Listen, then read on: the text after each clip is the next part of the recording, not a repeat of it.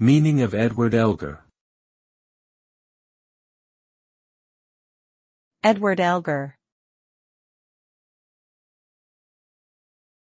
Edward Elgar. Edward Elgar. Edward Elgar. Edward Elgar was an English composer during the late 19th and early 20th centuries.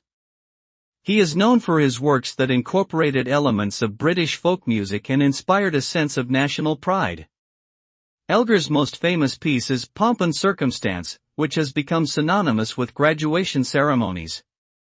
He also composed orchestral works, chamber music, and choral pieces. Elgar's contributions to classical music have earned him a lasting legacy, and he remains one of England's most celebrated composers.